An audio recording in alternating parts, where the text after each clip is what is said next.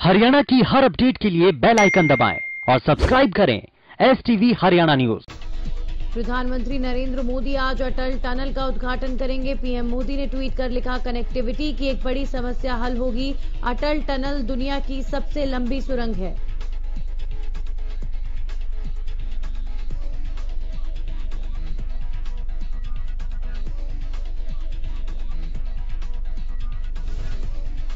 इससे पहले पीएम मोदी ने ट्वीट कर कहा कि इस टनल की कई मुख्य विशेषताएं हैं और ये स्थानीय नागरिकों के जीवन को और आसान बनाने का भी काम करेगी।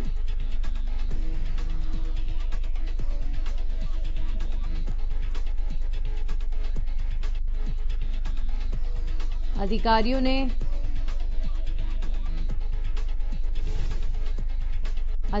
ने बताया कि लाहौल स्पीति के सिसु में उद्घाटन समारोह के बाद मोदी सोलांग घाटी में एक सार्वजनिक कार्यक्रम में हिस्सा लेंगे। उन्होंने बताया कि प्रधानमंत्री के साथ रक्षा मंत्री राजनाथ सिंह भी मौजूद होंगे।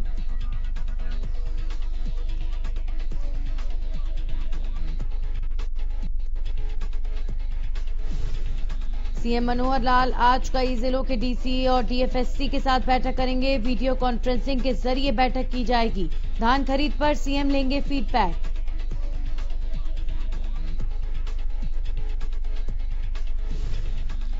हरियाणा में लगातार कोरोना के मामले बढ़ रहे हैं। पिछले 24 घंटे में 1476 नए मामलों की पुष्टि की गई।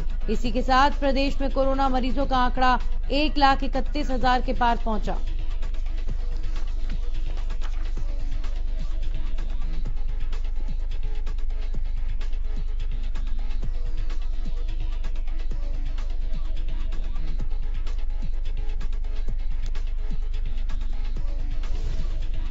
राहुल गांधी के हरियाणा दौरे को लेकर कांग्रेस बीजेपी में बयानबाजी तेज हुई। ओपी धनखड़ ने कहा, प्रदेश का माहौल खराब करने आ रहे हैं राहुल गांधी।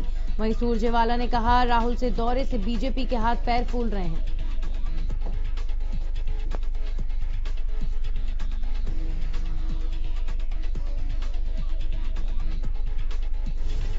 गोहाना में लगातार अपराध का ग्राफ बढ़ता जा रहा है। 10 साल की मासूम के साथ गांव के व्यक्ति ने दुष्कर्म की घटना को अंजाम दिया। पिता की शिकायत पर मामला दर्ज कर पुलिस ने आरोपी को गिरफ्तार किया।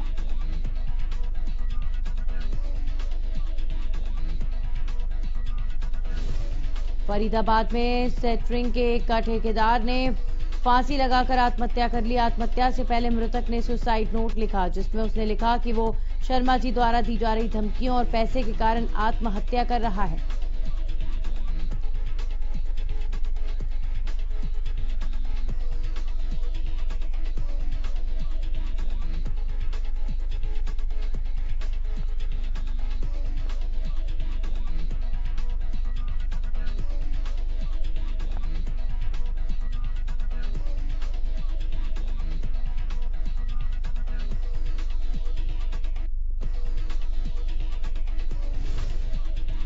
देश और प्रदेश में कृषि कानून को लेकर सियासी घमासान थमने का नाम नहीं ले रहा। एक तरफ सरकार कानूनों को किसान हितैषी बता रही है, वहीं दूसरी तरफ विपक्ष ने किसान विरोधी बता रहा है। इसी कड़ी में कांग्रेस ने 5 अक्टूबर को कृषि कानून के खिलाफ होने वाले आंदोलन में शामिल होने के लिए राहुल गांधी को हरियाणा में आमंत्रित किया है।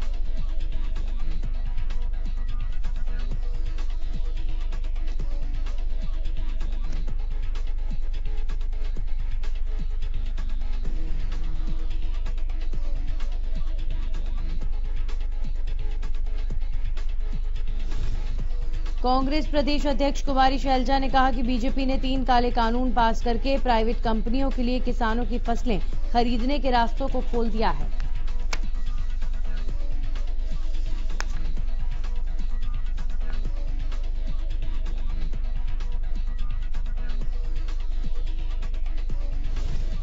प्रदेश में मुख्य विपक्षी दल कांग्रेस लगातार कानून के खिलाफ विरोध प्रदर्शन कर रही है। राहुल गांधी के हरियाणा दौरे पर बीजेपी प्रदेश अध्यक्ष ओपी धनखड़ ने निशाना साधा है।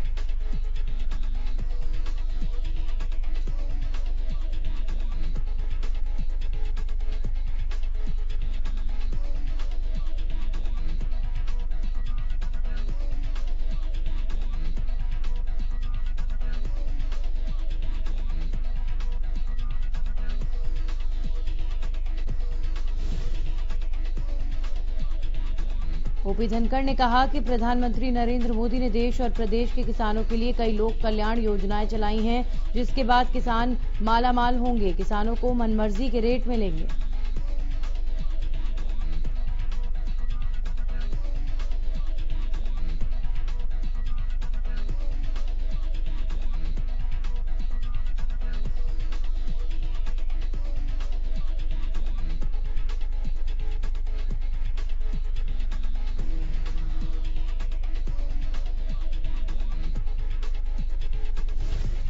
प्रदेश के कृषि मंत्री जेपी दलाल फसल खरीद का मुआयना करने सिवानी मंडी पहुंचे, जहां उन्होंने किसानों को आश्वासन दिया कि किसानों की फसल का एक एक दाना खरीदा जाएगा। अगर कोई भी कर्मचारी इसमें कोताही बरतेगा तो उसके खिलाफ सख्त कार्रवाई की जाएगी।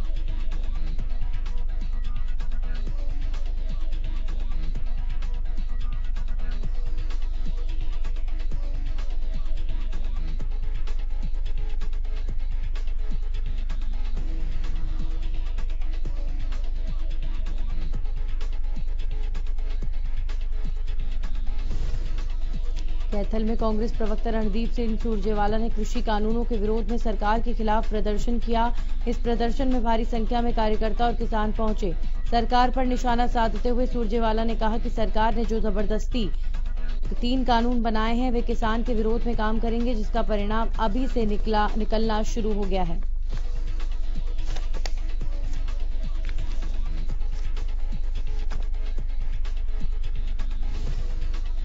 साथ ही सुरजेवाला ने कहा कि पिछले 15 दिनों से किसान अपनी धान बेचने के लिए मंडी में हैं, लेकिन सरकारी रेट पर किसी भी किसान की अभी तक धान की खरीद नहीं हुई। हालांकि सरकार का दावा है कि वे धान की खरीद कर रही है, लेकिन धरातल पर कुछ नहीं हो रहा।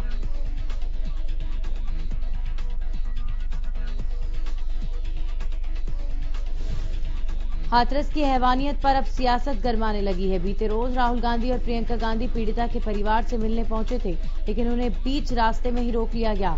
अनिल विज ने इसे कोरी राजनीति करार कर उधर उन्होंने कृषि कानूनों के विरोध पर कांग्रेस को घेरते हुए कहा कि विपक्षी किसानों के कांधे पर रखकर बंदूक चला रहे हैं, लेकिन किसान उनका खेल समझ चुके हैं।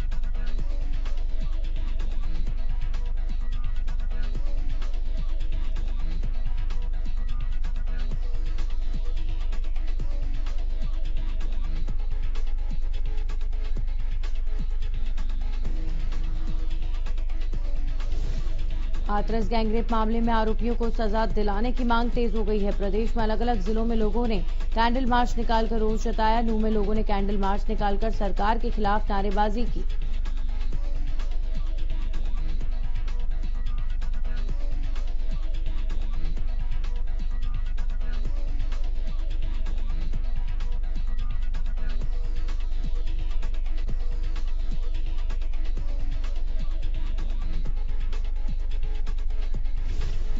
हिसार में भी लोगों ने कैंडल मार्च निकाला। ये कैंडल मार्च चौधरी चरण सिंह हरियाणा कृषि विश्वविद्यालय से शुरू होकर फव्वारा चौक तक निकाला गया। प्रदर्शनकारियों ने फव्वारा चौक पर हिसार रेंज के इंस्पेक्टर जनरल ऑफ पुलिस के ऑफिस के बाहर धरना दिया। वहीं हाथरस में हुए गैंगरेप मामले में बीजेपी मामले को पूर्ण रूप से दबाने की कोशिश कर रही है, जो कि सरासर गलत है। उन्होंने बताया कि आए दिन ऐसी वारदातों से महिलाएं सुरक्षित नहीं हैं।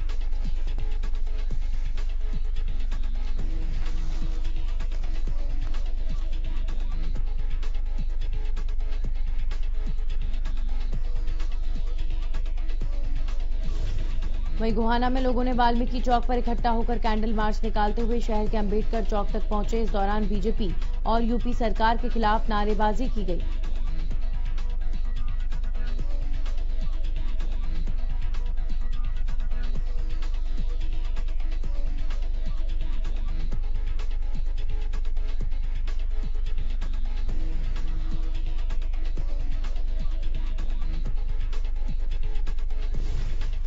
धान की खरीद शुरू न होने के चलते अनिश्चितकालीन धरने पर बैठे किसानों का धरना तीसरे दिन भी जारी है। अंबाला हिसार हाईवे के बीचों बीच बैठे किसान धान की खरीद शुरू करने की मांग उठा रहे हैं। इसी को लेकर किसान आंदोलन की अगुवाई कर रहे भारतीय किसान यूनियन के प्रदेश अध्यक्ष गुरनाम सिंह चरूनी अंबाला पहुंचे, जहां 3 दिन से जारी धरने पर बैठे किसानों को गुरनाम सिंह चरूनी ने संबोधित किया।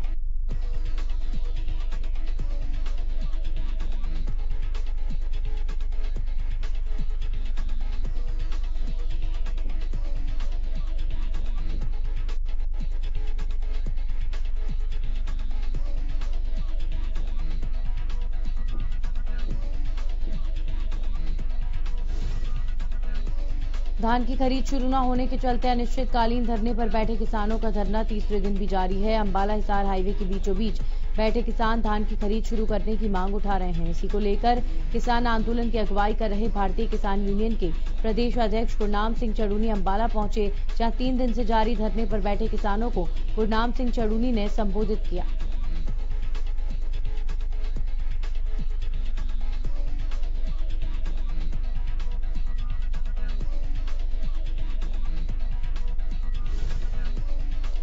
गुरनाम सिंह चड़ूनी ने कृषि कानूनों को एक बार फिर से काला कानून करार दिया। कहा कि अगर सरकार ने ये कानून वापस नहीं लिए तो पूरा देश कॉरपोरेट का गुलाम हो जाएगा। फिर ये कॉरपोरेट मनमर्जी से स्टॉक करेंगे और देश की जनता को लूटेंगे।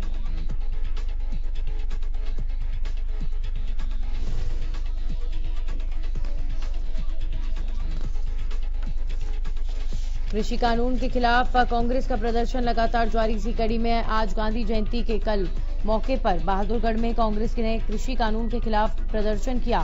साथ ही प्रधानमंत्री और मुख्यमंत्री के खिलाफ नारेबाजी की। इस दौरान कांग्रेस कार्यकर्ताओं ने कृषि कानून वापस लेने की मांग की है।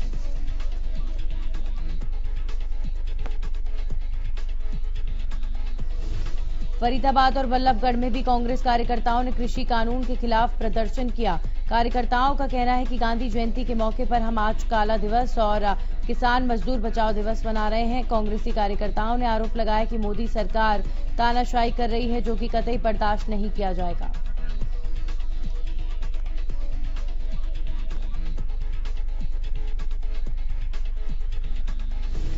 नीलोखेड़ी में भी कांग्रेस कार्यकर्ताओं की ओर से प्रदर्शन किया गया। सैकड़ों कांग्रेसी कार्यकर्ताओं ने गोल मार्केट नीलोखेड़ी में धरने पर बैठे और सरकार के खिलाफ नारेबाजी की। इस दौरान उन्होंने कहा कि केंद्र के निर्णय से छोटा किसान मजदूर बन जाएगा।